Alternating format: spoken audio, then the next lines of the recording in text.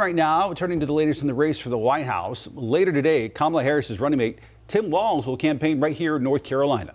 His event in Raleigh comes just hours before he and Vice President Kamala Harris are set to have their first joint interview. WCNC Charlotte's Alice Barr breaks down the latest from the campaign trail. Good morning, Ben. The pressure is on for this sit-down interview airing on CNN, with both critics and supporters pressing Vice President Harris to more clearly define her stance on several key issues. Have a good evening, everyone.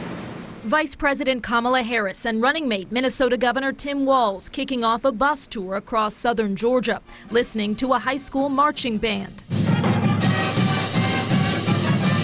and addressing the students. Your generation, all that you guys stand for, everything you have at stake is what is going to propel our country.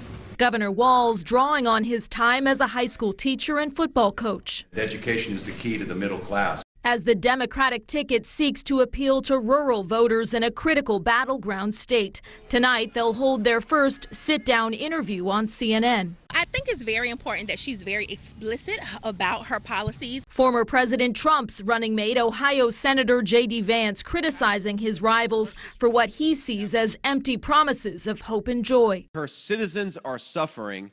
She should not be feeling joy. She should be feeling shame.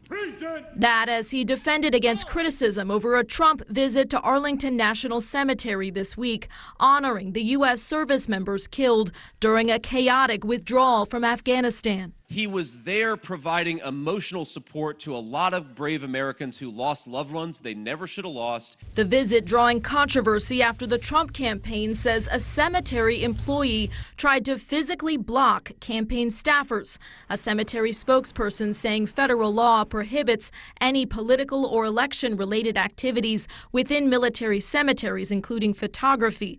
The Trump campaign emphasizing they were invited by Gold Star families. Some veterans groups are now speaking out against the cemetery visit, while family members of the fallen tell NBC News they wanted the former president there.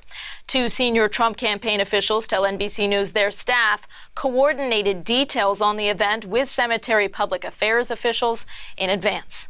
In Washington, Alice Barr, WCNC Charlotte. Happening today, the We the People Party will ask North Carolina state officials to take Robert F. Kennedy Jr. off the November ballot. State Board of Elections set to vote on the request during a special meeting today. The move comes days after Kennedy suspended his presidential bid and endorsed Republican nominee Donald Trump.